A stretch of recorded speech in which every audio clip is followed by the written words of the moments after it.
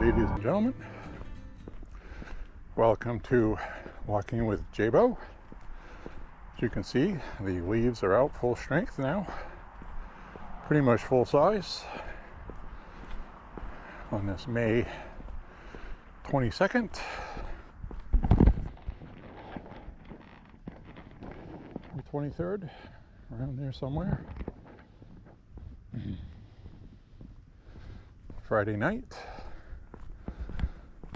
Stopped raining. Probably won't be able to finish this walk without it raining on me. The rain looks like it'll be here in about an hour. I'm running late. Didn't walk yesterday because it was pouring all day. So, as you can see your breath, 44 degrees.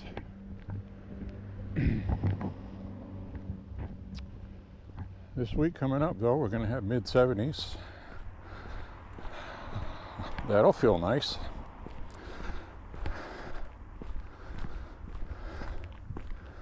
Probably do a woods walk this week. Since all the leaves are out, it'll be nice and green. It'll be pretty.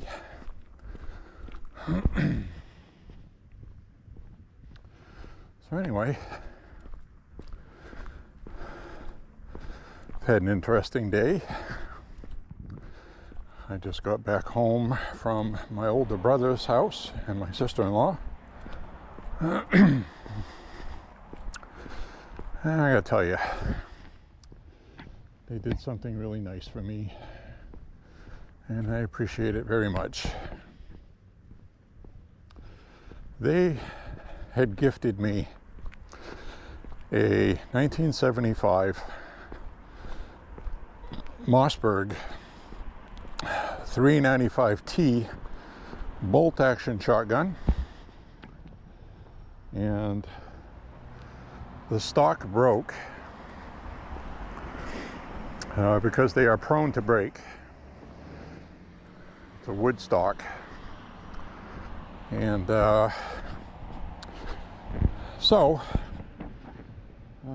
it's broken in such a fashion that it cannot be repaired. I repaired it twice, and it broke. There's not enough wood on those joint where it broke.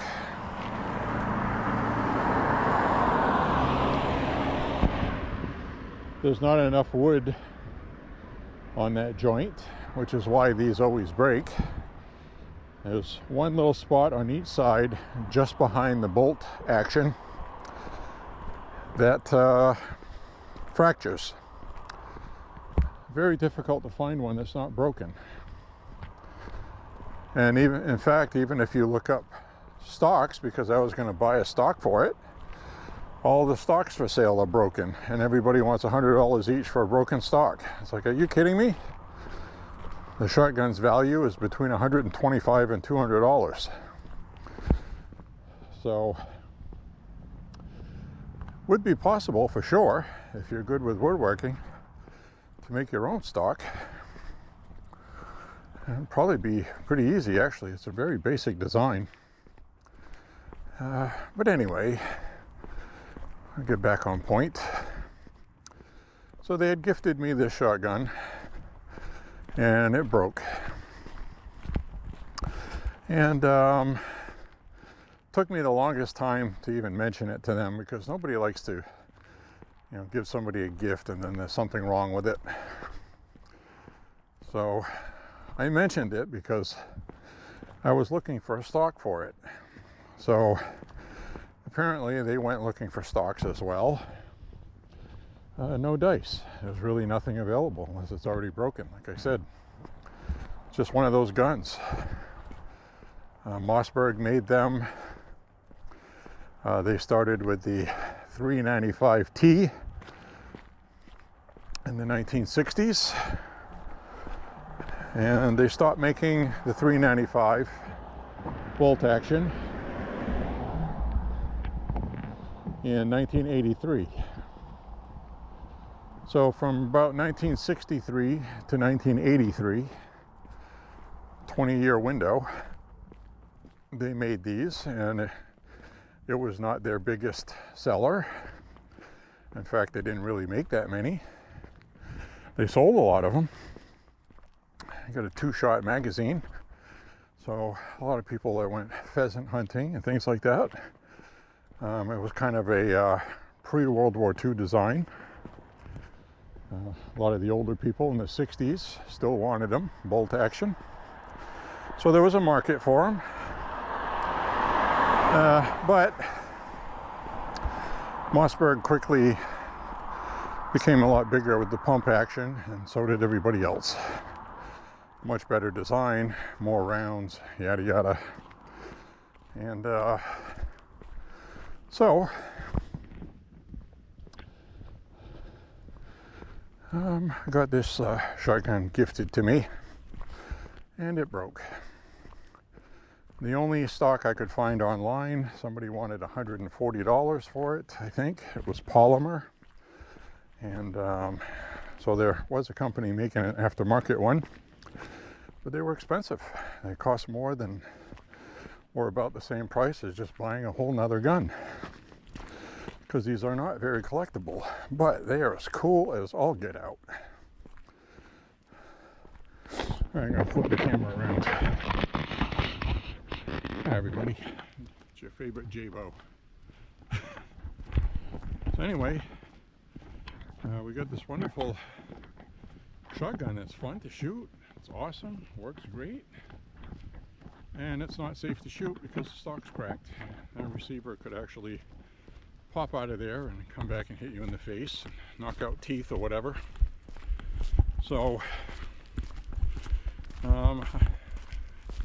it was kind of shocking when I shot it and the stock finally let go.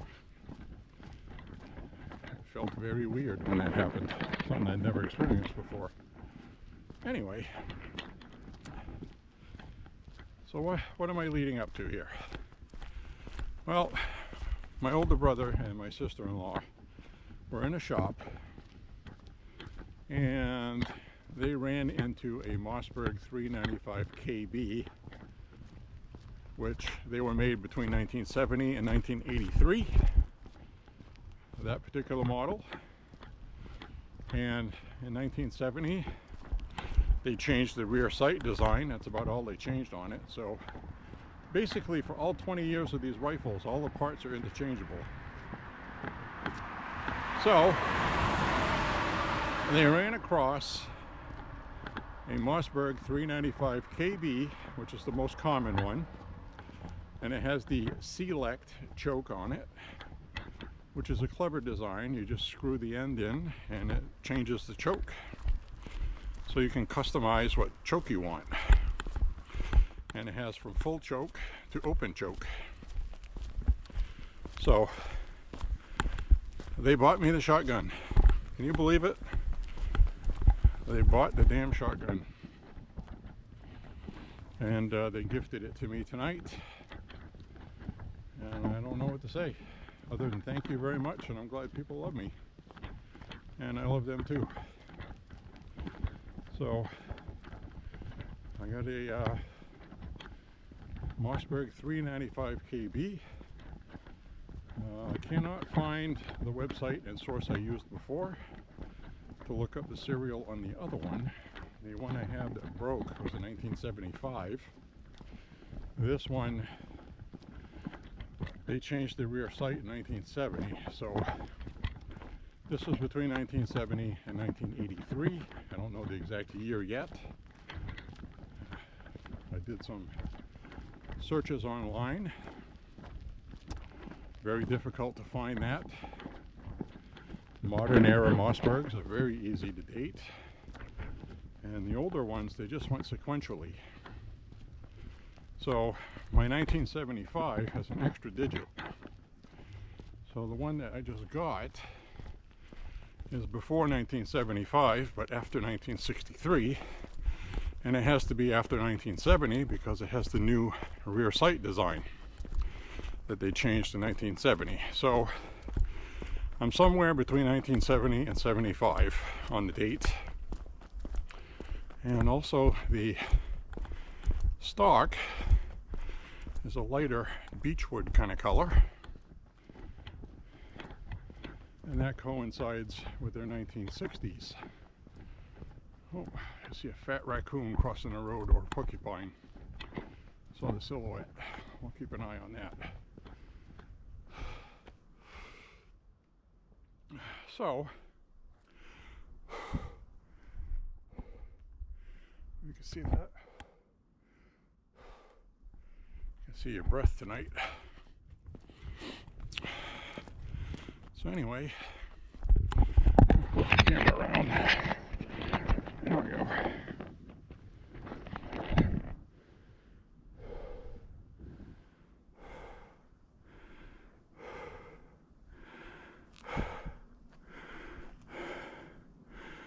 It's pitch black. Over here, you can see your breath. I don't know where that critter went. Whatever that animal is.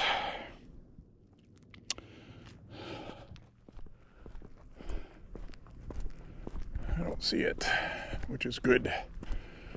I don't want to run into any rabid raccoons. This is the area we saw a porcupine on the last walk.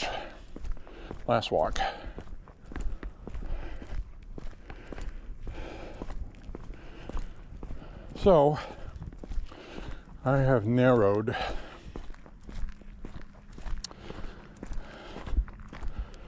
that shotgun down to 1970 to 75. And it's probably around 1970, 71. And I say that because the 1960s ones had that beechwood kind of looking stock.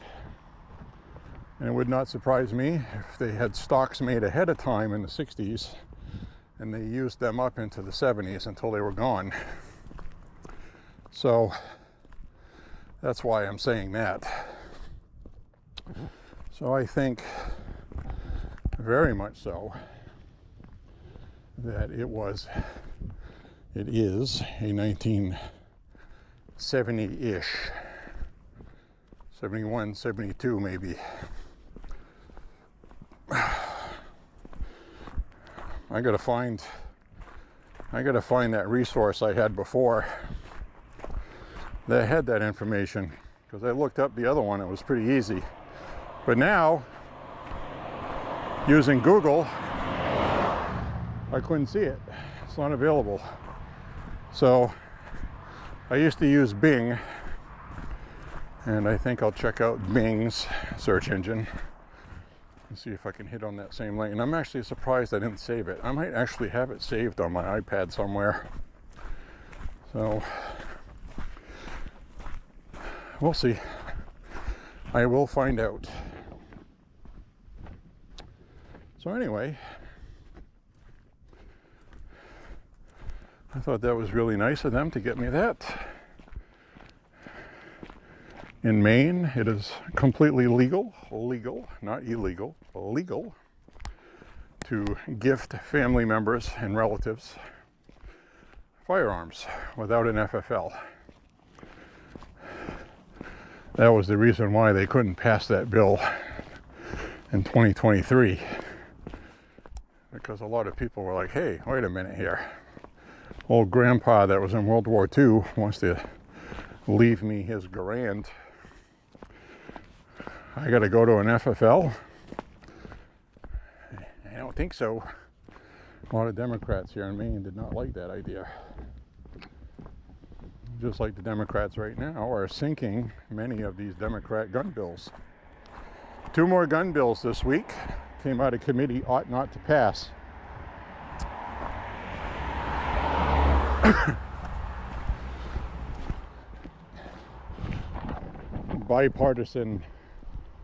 bipartisan non-support. So, which means they're going to get a floor vote. They're not dead in committee. They're not DOA, but it has a ought not to pass on it. And like I was telling you guys before, I expected that, remember? I had said that was probably going to happen because the Democrats lost seats in the last election, and they're pissing people off. So I think that's what happened with that. Democrat voters said, hey, wait a minute, enough of this gun stuff. We don't like what you did the last time. So it doesn't look like much of anything's going to pass, and I actually predicted that, if you remember. I said chances are, because I know Maine is a gun state, and it's rural, big business here, and you know, Wyndham Weaponry has a factory here, and they make really nice AR rifles. Yes, they did declare bankruptcy, but they got some new funding. I don't know what's going on with that. So anyway, it's a pretty nice walk so far. Somebody get their high beams on here. Always something not joyful when you're walking. Maybe they thought I needed to read or something. Oh, there we go. They finally woke up once they had a car in front of them.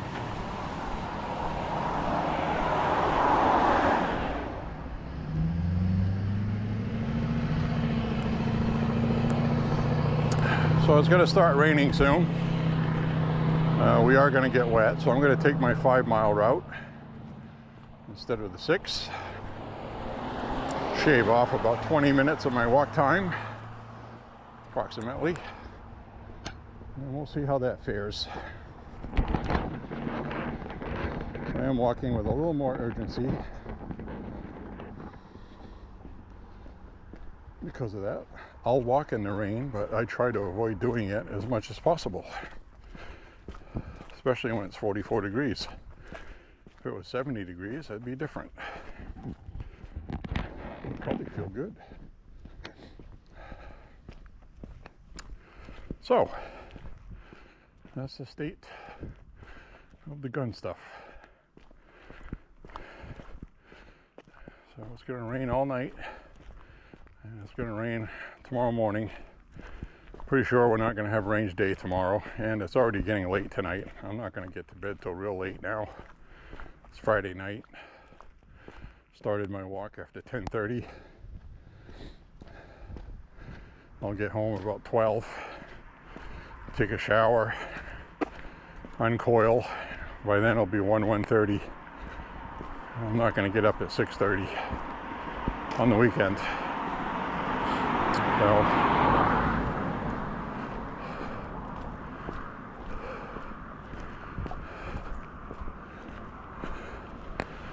we'll go Sunday.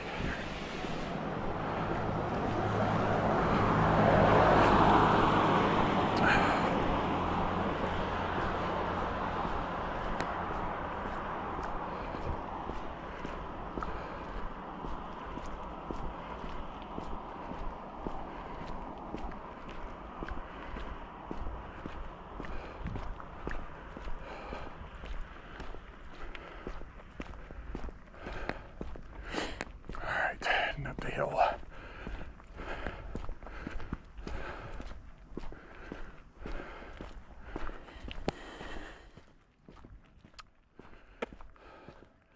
So I want to thank you guys for, flip this around here.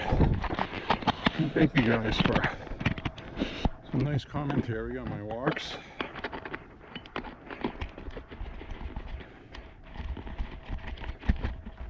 There we go. Nice commentary on my walks, kind words. So thank you very much. V-Man down south, thank you.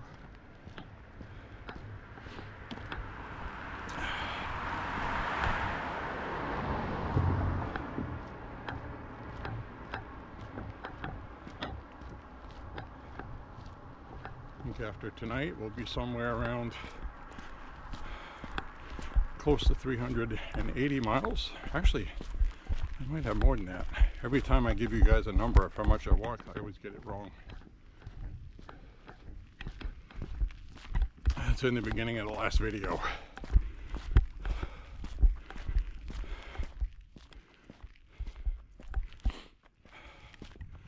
So,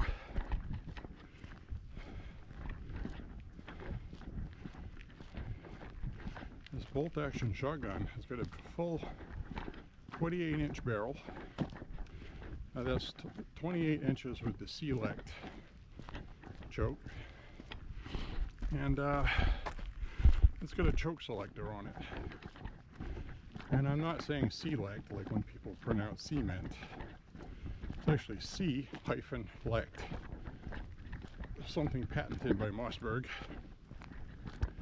and it has a gizmo inside it. So when you tighten the choke, you can literally tighten the choke pattern. You can go full choke, medium choke, and open choke. You just unscrew it to that marking, and the choke inside opens up. It's kind of springy. Pretty cool invention. Definitely made for pheasant hunting, something like that. It's got a box magazine, spring loaded, and 2 rounds, 2 12-gauge rounds. High capacity, you know. Red Hat Bayonet's got 2 rounds. It holds just as much as a side-by-side, but it's a bolt action. It looks more evil. We better ban it. So,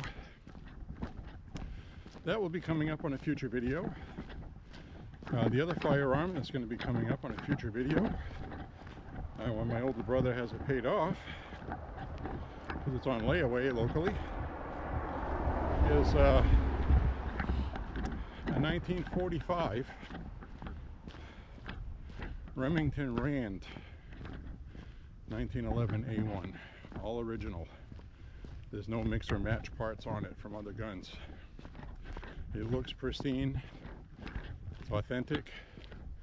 It even has all the machine marks on it because they were made in such a hurry because of World War II. You have to remember, they were making those for the U.S. Army, the Navy, Marines, Air Force, everybody else.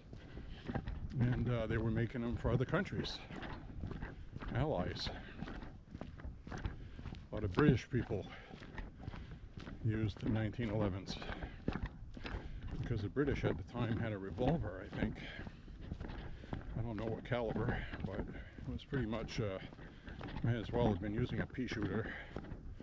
Might have been okay in trench warfare up close, but, and it's one of those ones that, you know, usually officers had the pistols and they would have it on a lanyard loop hanging from their thigh or wherever, so they wouldn't lose it while having hand-to-hand combat, I guess. I don't think it'd be very good for crawling through barbed wire though, but I don't know if officers did that. I don't think so. A lot of times though, these captains would lead their men out and they would get killed too. Tough times. So, I am going to do a review. I've already decided. When we do that, I'm actually going to go to my brother's house so I can get some good lighting, because I don't think he'll lend it to me. He might, but I want to get good close-ups of it, because there's a lot of fans of these online, and a lot of times you don't see a fully authentic, hardly been used. And I'm telling you, man, it doesn't have any parkerization worn off. I mean, it looks new. It looks so new you wonder if it's fake, but you can tell it's not. It's got all the legit machine marks. It's got all the proof marks on it. Everything checks out, and it comes from a reputable shop nearby that knows what they're doing. They sell a lot of vintage milsurp firearms. So it's legit. I didn't ask him what he paid, but if he's got it on layaway and it's going to be a while before it's paid, I would imagine he paid the going price of a couple grand or more for the condition it's in. So pretty excited about it, actually, and I'm going to get to shoot it. I am going to get to shoot it. I've always wanted to shoot an original World War II 1911, and I will be sure I film it for the channel.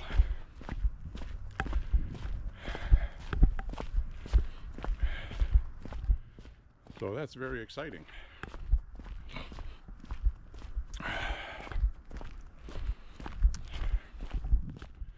It's interesting because the trigger on it has those crosshatch marks, and they all look rough.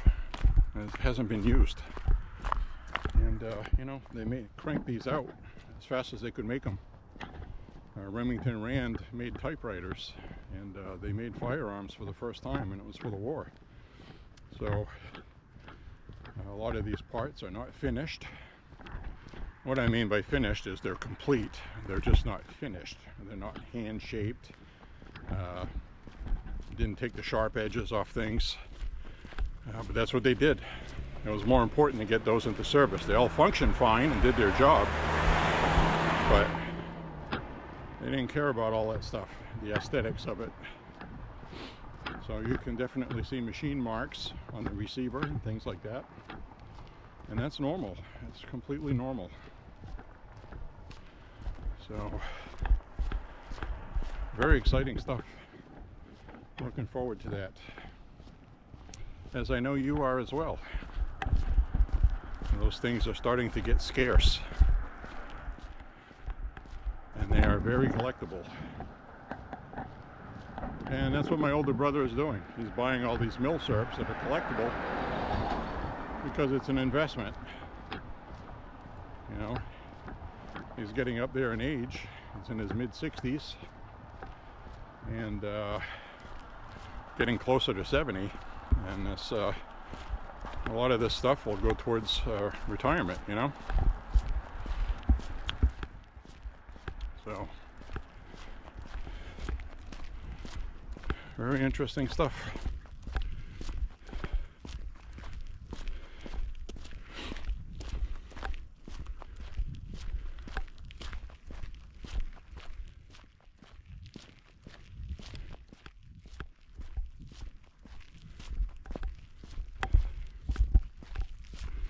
So anyways, how you guys doing? How are you guys doing out there?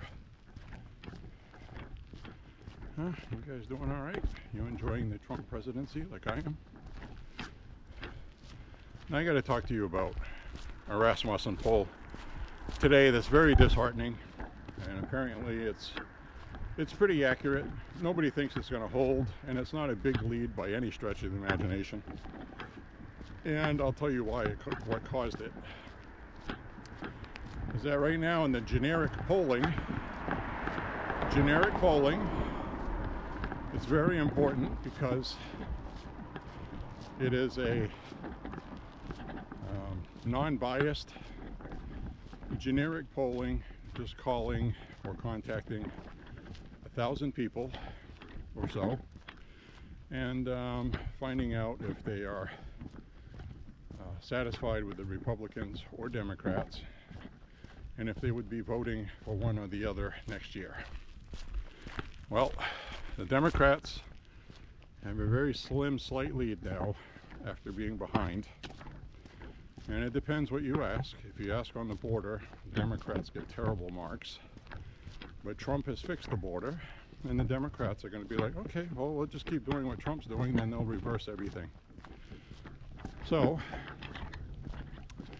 Democrats, if they win the House, their first priority is going to be Trump, Trumpity Trump, Trump. And no doubt they're going to start impeaching him. And again, so voters are going to have to decide if they want more of that or if they want results. So here is where the numbers come from and why the Democrats have a slight lead. And don't let the media fool you, okay? They're going to try to say Republicans are not popular with the public. These the things they've been doing is too radical. That's not what it is. What it is the American public gave Trump Congress. They gave Trump the House and the upper chamber of Congress. Both chambers. And currently, there are Republicans who are obstructionists, gumming up the works, making things difficult. And people are getting pissed off. They're feeling like the Republicans are monkeys fucking a football, which is the expression I like to use for that. Which is what the Republicans always do. They snatch defeat out of the jaws of victory.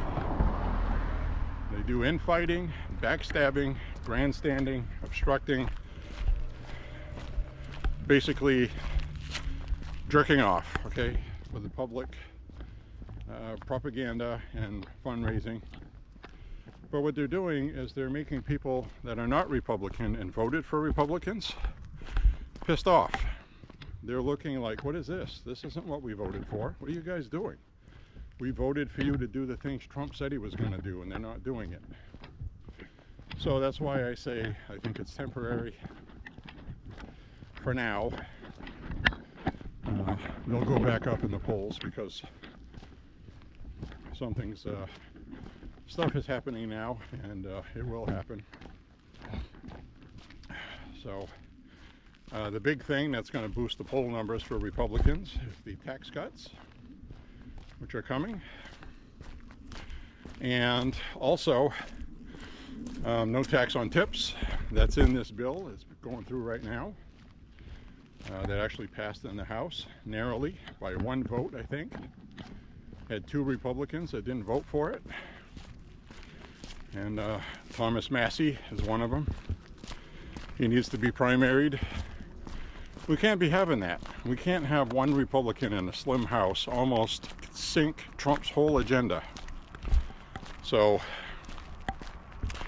we got to get these people out of the party, and we will. So Trump called for both of them to be primaried, and I don't blame him. I'm really sick of Massey. Trump has given him enough hints to knock it off and get with the program.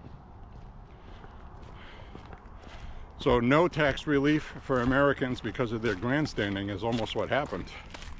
And he's supposed to be a fiscal conservative, which is why he wouldn't support this bill, because it spends more money without taking into consideration the tariffs and things like that. Cutting government waste will make up the difference. So, and the other thing with Thomas Massey is, you know, he'll just say, no, I'm not voting for it. He doesn't really explain why. He doesn't give any details. He says, nope, I'm not going to do it because Trump wants it. That's what it comes across as, and that's what voters are looking at. And that's why voters are not happy with the Republicans right now that they voted for. So Republicans need to straighten out their crap, get stuff together, but this stuff is going to pass, okay? And people are going to have more money in their pockets every week. And people that do service jobs, work for tips, they're going to be very happy. And I think for the elderly people, I think the no tax on Social Security is going to be in the form of tax rebates. So you'll be able to claim them when you do your taxes and get more of your money back. So I guess they couldn't get enough votes to get it through to have a complete no tax on Social Security. So because there are some instances,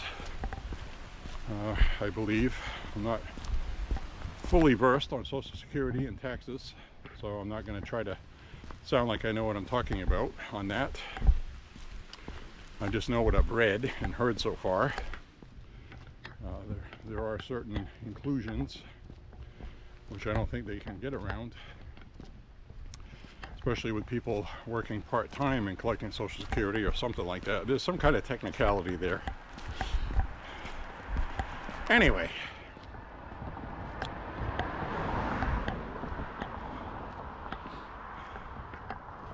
we will get through everything. And I do know from, and you do as well, if you're of a certain age and you understand that almost always, a sitting president loses the House in his next term. Problem is, what kind of message are the Democrats going to be sending between now and then? Because right now they're pulling shenanigans with assaulting federal officers and things like that. So, you know, they're still pushing the fantasy land stuff that pissed everybody off. So they really haven't changed. They're not going to change into a moderate party, even though that's what they need to do. They don't have any leadership right now. And all I've been seeing is Hakeem Jeffries lying to the media every day. Trump, Trump, Trump, Trumpity Trump. The Democrat playbook right now seems to be just hound Trump all the time. Like that's worked for them since 2016, right? So, I don't know. I don't get it. I don't know why they behave like that. Freaking lunatics. So we'll see what happens. Well, no rain yet, thankfully. I'll be coming up on the 2.5 mile marker here shortly. Halfway through the walk, it's not raining yet. So that's good. Not seeing any skunks or porcupines tonight. Well, we saw something cross the road earlier. It was waddling, whatever it was. It was either a porcupine or a raccoon. It was bigger than a skunk. So, the way it was waddling, the best bet is porcupine or raccoon. So, and I already know there's porcupines in that area, so stand to reason, that's probably what it was. Porcupine. Every time I hear porcupine, I think of the Three Stooges with Larry. Mo used to call him Porcupine. Pull his hair out, slap him in the head.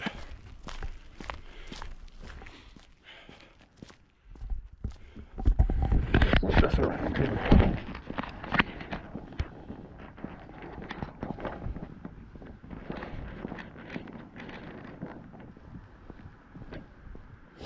I got a good sweat going right now, though. I'll tell you that much.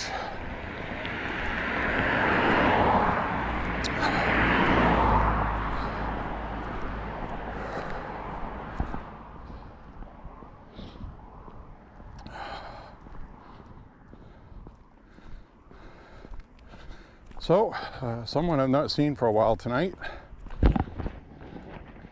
did something nice. And I said, gee, Mr. J.Beau, you look like you have lost a lot of weight. You look really good. Oh, thank you. I've just been walking and changed my diet, that's all.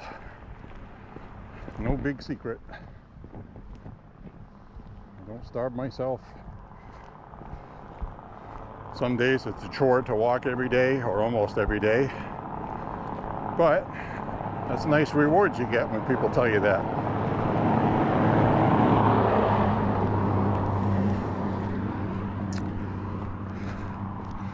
So my older brother showed me 1990s smaller Beretta 9mm, smaller than the FS 92, but basically the same design, a little bit shorter barrel, a little more compact, but that grip felt really good to hold. So that was a nice pistol that I held this evening.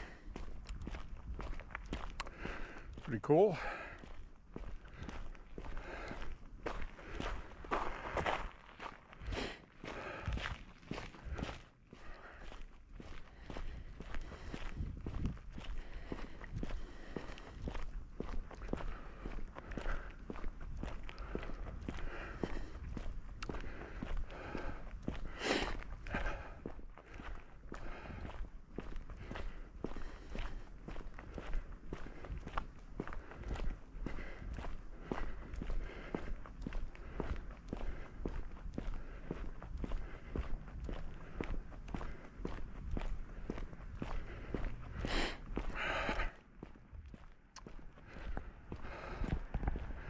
So I saw something really bizarre today.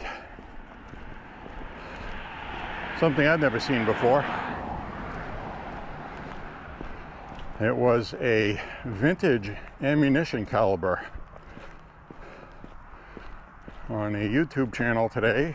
It's an older guy with black hair. He dyes his hair. And I'm sure you've seen him. He has all these vintage rifles. I think his channel is CSOG or something like that. It's just initials.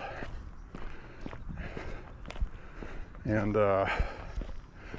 so he had this caliber on there that was one I'd never heard of before. I think I got this right. I think it was a .577 / .450, not .45. It was a 577 / .450, I believe. I think that's what the caliber was. I know the first three numbers are correct. Anyway, I never heard of it before. It was ammunition that was manufactured in 1891. He had a package of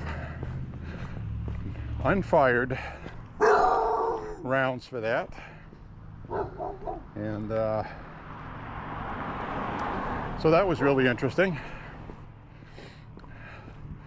He fired 3 rounds, tried to fire 4, and one of them didn't fire. 3 of them did fire, and all 3 of them were hang fires, which means you fire it, the primer strikes, powder burns, but there's a delay. And a lot of black powder did that anyway. But you would have to see these casings. These friggin' casings, turn this around. These friggin' casings were brass. But they weren't casings that were formed like modern brass rounds. They look like they just had taken brass cylinders, put them in some kind of mold, and then hand twisted them into the mold to fold the corners over, if you can imagine. So this round had a bullet in the end, filled with powder, shaped like a shell casing, but it was all rough and wrought on the outside. Wrought like W-R-O-U-G-H-T, like wrought iron. It was not a smooth casing, it was all rough, like it had been mangled, or somebody crimped it all together with pliers. That's what it looked like, and that's how the first shell casings looked. I did not know that. I'm very surprised they got any compression at all, and apparently these were formed mechanically from brass tubes, and they were crimped just like I said, in some kind of device shaped like the round that would go into the chamber. So after they were fired, he took them out, and they were all burnt with black powder, and you could see holes on the side where powder shot through. It wasn't, there was blowback, loss of compression through imperfect holes in the casing, because it wasn't a formed brass casing, it was forcibly molded by a mechanical device. So very strange, which means the accuracy was terrible and inconsistent feet per second per round. And you have to remember, these were the first shell casings.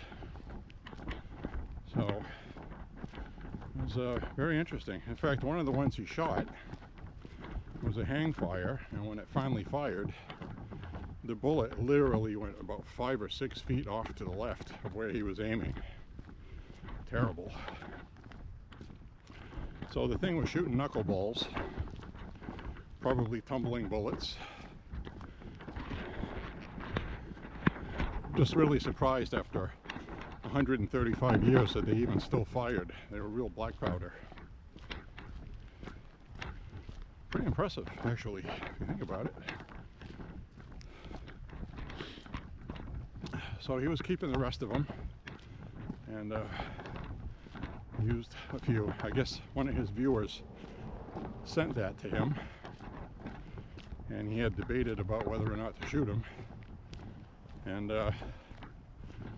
so I think it would be good to put those in a museum somewhere, firearms museum.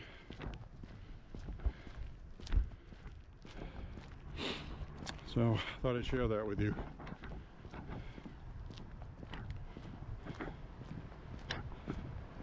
Look up 577 450 ammo.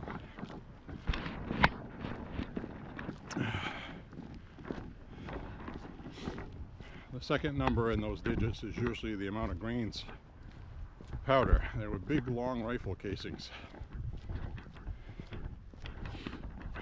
Big bullets. 577. That's bigger than, you know, we're talking 50 caliber size bullet there. Pretty big.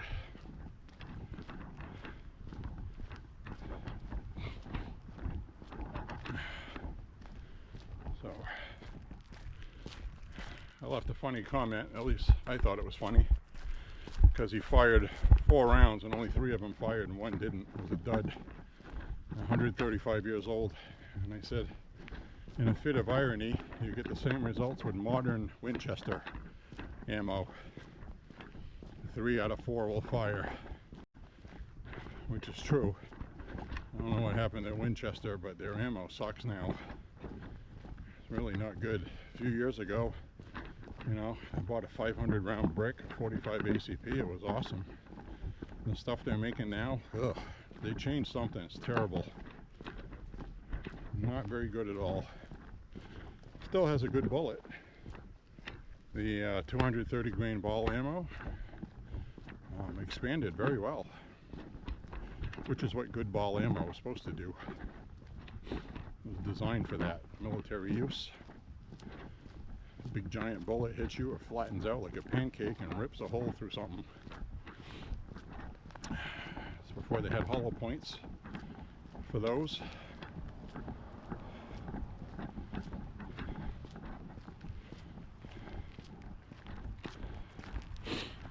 So, pretty cool. So I want to sit down and do a tabletop review with my brother's Remington Rand 1945 1911 A1 45, and I want to bring my T-Sash so we can do a side-by-side briefly. I don't want to spend a lot of time on it because they are pretty close, but there are some minute differences.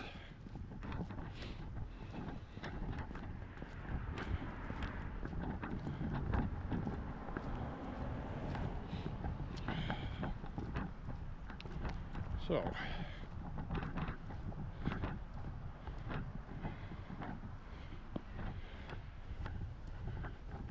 no rain yet.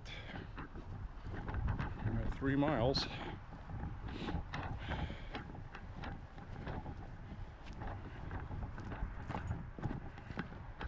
Well, over 2 miles left to do. I might make it. Or I might not.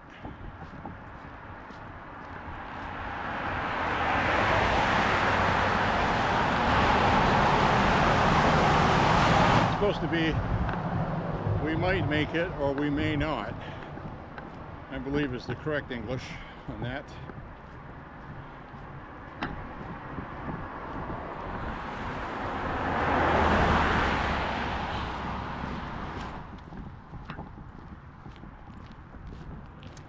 The whole purpose of communicating is, the whole purpose of communication is communicating. So if somebody understands what I'm saying, it shouldn't matter how it's said, should it? Unless you want to be a nitpicky, one of them nitpickers.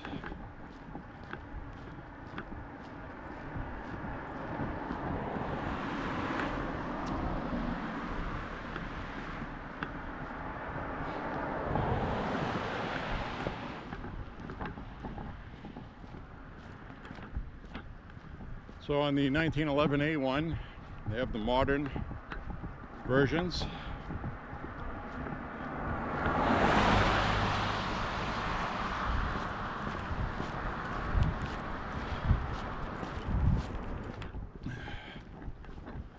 The Series 80 internals. Then you have the Series 70. One has the feed ramp built into the frame, and the newer one has the feed ramp built into the barrel, I believe.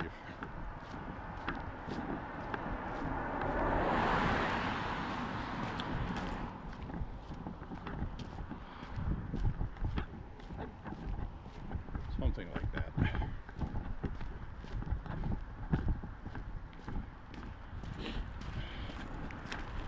So, the 80 series, also the more modern one, has the spring-loaded plunger in the rail, which is a firing pin safety. So the firing pin will only hit the cartridge if you pull the trigger. So if you have the hammer resting on a round and you don't have your finger on the trigger, it won't fire if you drop your firearm. The vintage old-fashioned 1911 A1s don't have that. So you drop your firearm, it could discharge if it's loaded with the hammer down on a chamber, on a round, on the firing pin. That's also the same one that Paul Harrell asserts, albeit rare. When you load a magazine in and you hit the slide release to chamber a round while holding it in one hand, there is a chance, albeit slim, that the gun could go off from the inertia, kind of a slam fire kind of thing. And like many of the old firearms, you have to be cognizant of things like that to be safe. Any older firearm you should be extra careful with anyway, because they don't have a safety for one thing, and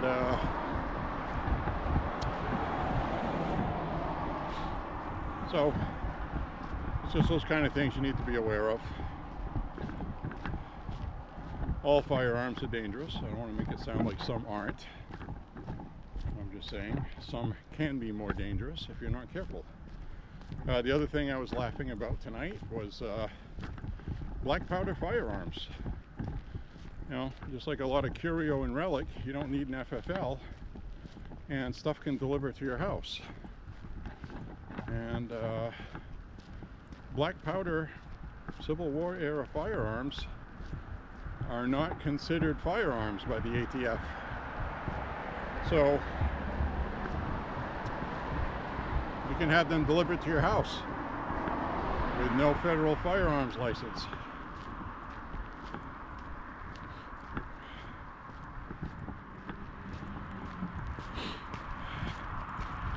Which makes me laugh, because to me, black powder firearms are more dangerous than regular ones. Are they more lethal? They're just as lethal.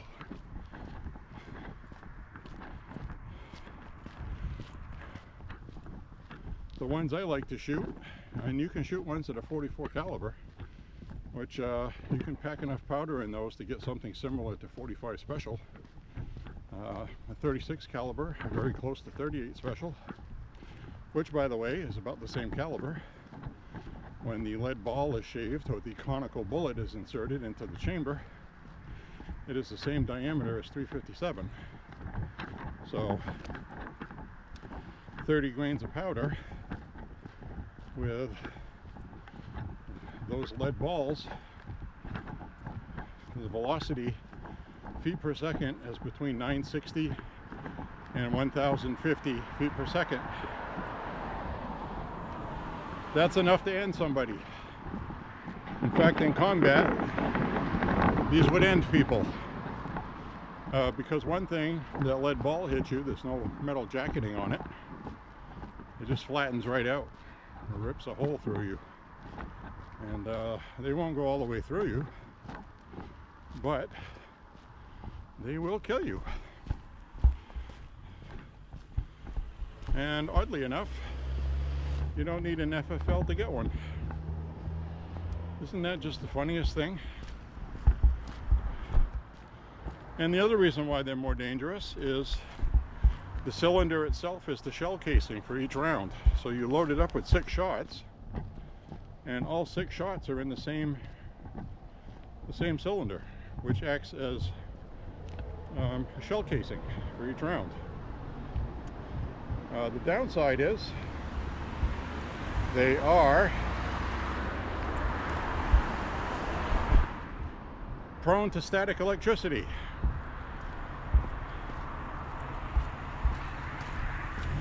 Which is not good. Black powder is very explosive. Black powder ignites and burns much quicker and much faster than modern smokeless powder. Smokeless powder has a slower burn. It needs a clear ignition source. Static electricity is not going to set them off. Black powder, though, you can have a fully loaded firearm, and you could just be raising your arm to shoot it on a dry day with no humidity, and you're wearing a sweater, and it makes static electricity, and it will actually discharge 1 or more chambers instantly, which on a 36 caliber is okay, and it's a soft lead, kind of a swaged lead. It's lead. Some lead's a little hard, some is really soft. Even the hard lead won't do any damage to the gun, but it will splatter on the outside. I've had chain fires happen with black powder. In other words, they're not the safest firearm. And yet the ATF doesn't call them a firearm, and it's not illegal to own one if you're not allowed to own firearms. And it kind of made me laugh, because the only time it's considered a crime to own one, and you shouldn't have one, is if you used it and had it in your possession, or used it during a crime. I saw a single shot 50 caliber musket pistol from like the late 1700 design, and a 50 caliber ball, black powder. They arrested some guy for selling drugs here, and he had one of those. He wasn't allowed to have firearms. He thought he was being cute, but he didn't know about the little stipulation in the rules that if you use it during a crime, even if you're not using it for the crime, you'll be charged with a firearm violation, and it's a criminal felony. So he thought he was being smart, and he wasn't. So there's that. So learn something new every day, don't you? Don't ya?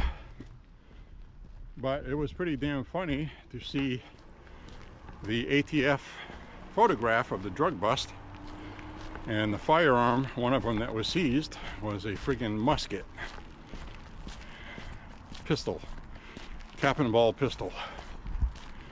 I mean, that's friggin' hilarious. You have to admit that's funny. And even the stock for it looked like it was crudely made too. It almost looked homemade.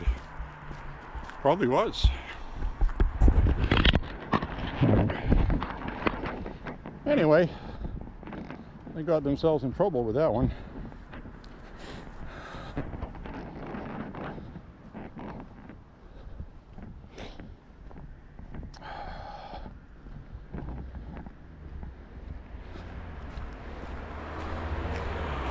So we'll be coming up on 4 miles up ahead. Not raining yet. That makes me happy.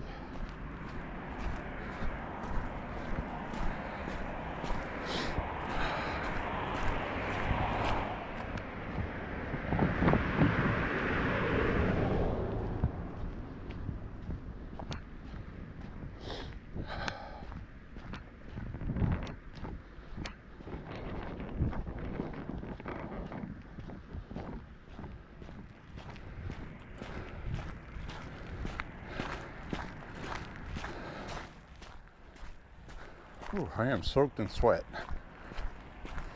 I'm glad it's not windy, because that'd be cold right now. It's like 42 degrees now. It was 44.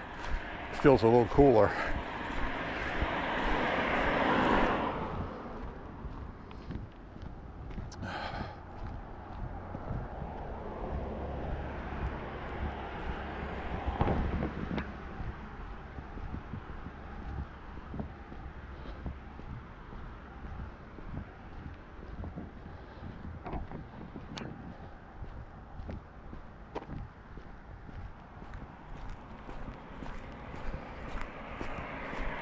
Ooh, hot diggity.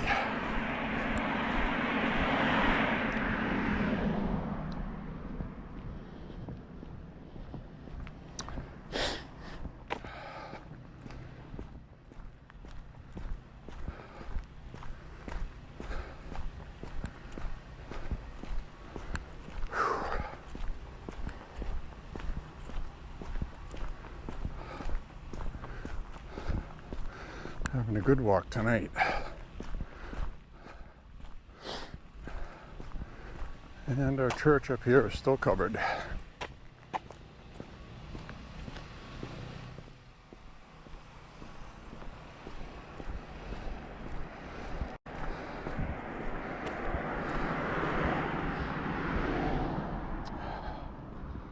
So my older brother and sister-in-law are going to be going camping soon. Memorial Day weekend, I believe. Said they bought this electric cooler on Amazon. Charges with a USB. So cool it off overnight. It also has solar. You can keep food cool in it and stuff when you're camping, using sunshine or your USB charger from your car or truck, whatever you're running. Pretty cool stuff. And it was bigger than those old igloo ice chests that were huge. This is even bigger than that. It's like a portable refrigerator. Isn't that the coolest thing? So they bought that, and it arrived with a corner cracked because of shipping. And UPS throws everything around. So they contacted the seller on Amazon, and they said, forget about it, just keep it. And they refunded their money. So, and it works. So they got a free cooler, albeit the corner is cracked. They sealed it up with hot glue, which is good for that sort of thing, and it should be fine.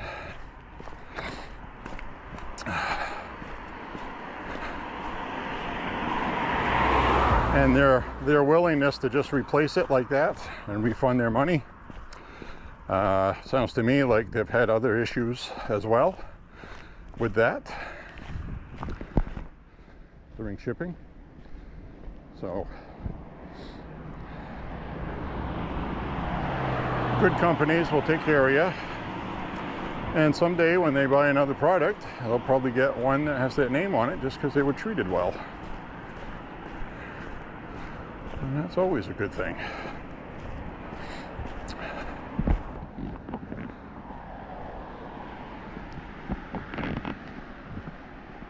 So I'm really happy about they bought me that shotgun to replace the broken stock. They felt bad that the stock broke. You buy somebody a gift and then it breaks.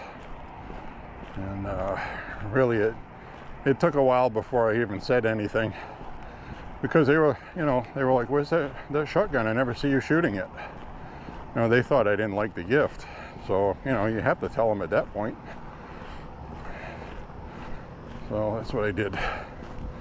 And, you know, I looked all over the place for a stock, and these damn used stocks were all over eBay. There was about 5 or 6 of them.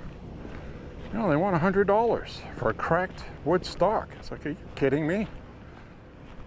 $25 maybe, you know, because you still got to pay shipping, and it's one of those oddball longer size packages that cost more to ship on top of that. So it's like $26 shipping, $20. No, ain't doing that. Tax and everything. You know, you're in $130, $135. And what kind of planet is that sane? Nowhere.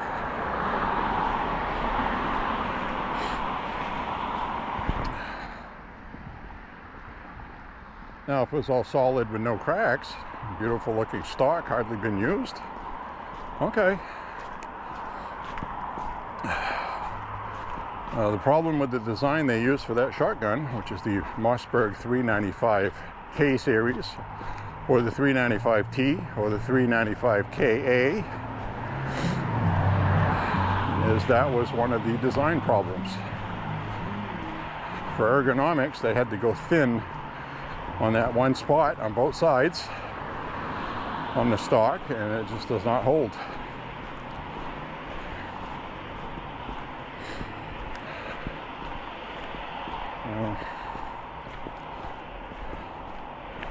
It'll be a fun shotgun. It's made it all this time in one piece. It'll be fine. And again, it's not a collector piece by any means, but I'm telling you, it is one damn ass cool shotgun to shoot. And this one actually has a rubber pad on it, which the KB series did. The 395T was the bare bones.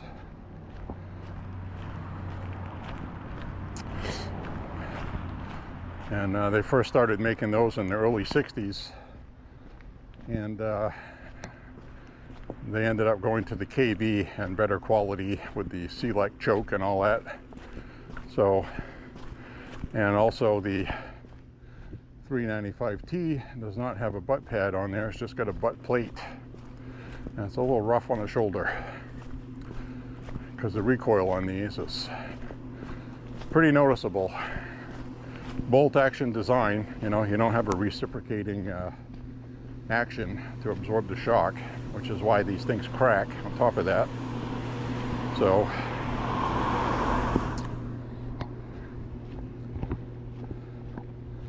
all said and done, that's going to be fun to shoot.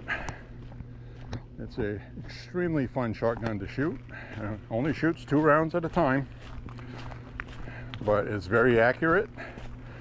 And the one that didn't have the Select choke had a bore choke built into it that had a really kind of like pretty tight choke on there. So this will be about the same, and I'm sure it will be a lot of fun.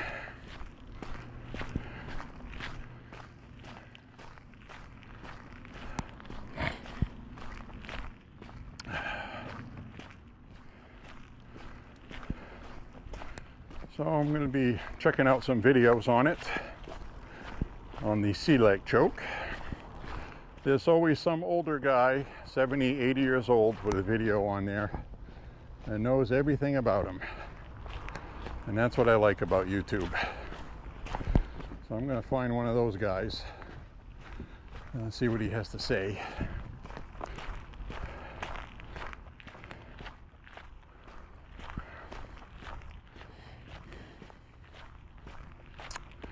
The other discussion we had tonight at the dinner table at my older brother's was gun laws in Maine, on whether or not and where, when, and what circumstances you can shoot somebody in self-defense. And there's a gray area in between the black and white. And that's what the Democrats created with their duty to retreat nonsense. What constitutes duty to retreat? Perfect example. If somebody breaks into your house, you come home and you know somebody's in your house, they hear you coming in and they start running out the back door. Well, you can't shoot them because they're leaving. They're leaving. So, you know, but the problem I have is you don't know if there's 4 people in your house and that's the only one that was leaving. Then what happens if you get into it with 2 other people in your house? That person that was on his way out comes back and now you get 3 people to deal with, where you could have had just 2. They shouldn't be in your house to begin with. So there's a lot of situations. No single self-defense situation is the same as the next one. There's always something different.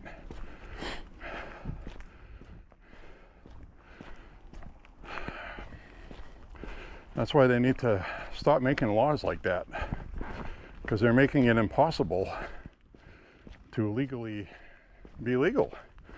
You know, law-abiding gun owners always want to abide by the law, always. And some things are just common sense. If somebody's kicking your car while it's parked, even if they're hitting your windshield with a baseball bat, it's not okay to shoot them unless you confront them about that and they turn on you with the baseball bat. Then it's self-defense. See what I'm saying? So there are clear lines that you cannot cross. Some states you can protect your property. States like this one you cannot. And you need to know your local laws. Very important. Very, very importante.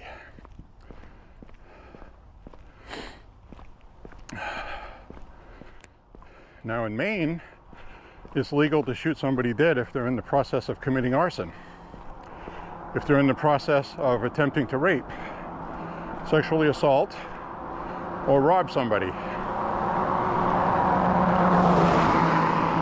whether they have a firearm or not. So we have a law in the books that says it's okay to shoot somebody that's unarmed if they are trying to rape somebody, hurt somebody, set fire to something, or otherwise rob somebody.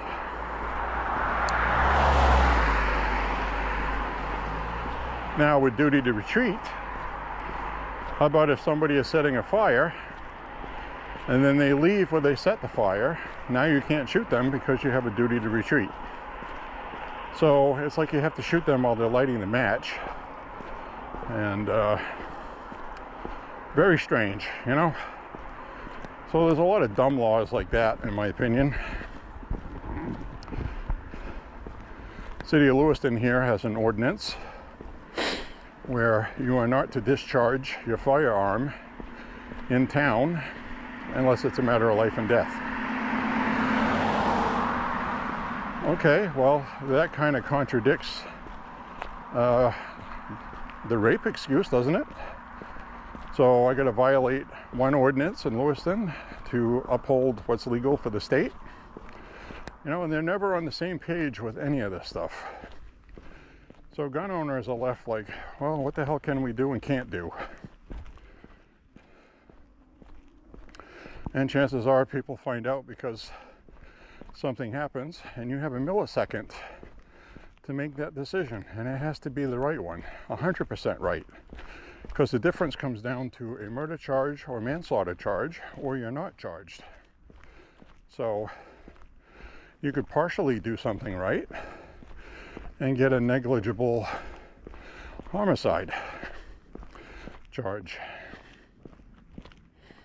So even when you do something right, Usually in a Democrat-run city, you're going to get charged regardless because they're anti-gun and they will make an example out of anybody. And you'll have to go through the process or go into court, lying awake every night wondering if you're going to prison for 40 years. And you did nothing wrong. There was a shooting in the Walmart parking lot here, and this guy was sitting in his car, and a guy was coming up to the window, threatening him, yelling at him, trying to open the door, so the freaking guy shot him. Self-defense. Well, he got arrested, and he got charged. And he got off. The jury found him not guilty. Shouldn't have been charged in the first place. But that's the thing. These activist district attorneys don't care about that. They have an agenda that is anti-gun, and they will try to charge you to make an example of you for politics. Just like they did with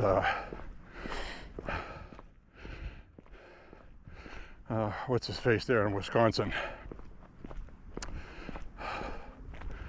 Kyle Rittenhouse. That was a legitimate self-defense scenario. So all of those fires that were going on there, if they were happening in Maine, you would be legally justified to shoot somebody for trying to commit arson. That's on our laws here. So, you know, but are people going to do that? Even if it's on the laws that are on the books, you could still have an activist DA charge you anyway. Force you to prove your innocence. It doesn't even matter if he realizes you're probably not going to be found guilty. They just want the agenda. That's their narrative. Your life is expendable to these people. They don't care. And that's why you should not vote for Democrats. They're awful, nasty, evil people. Because they don't care about you, and they only care about power. All right. We're coming up on the weed store, which can only mean one thing. It's about time to sign off. Well, thank you very much for walking with me tonight. Click like and subscribe. Share the content. Say a prayer for President Trump and the country. And as always, seriously, my light is out here. I've lost my lights. Have a beautiful, beautiful weekend, everybody. We'll see you on the next walk. And like I said, God bless you and your family, and say a prayer. Should always pray. Talk to you guys soon. Bye-bye, everybody.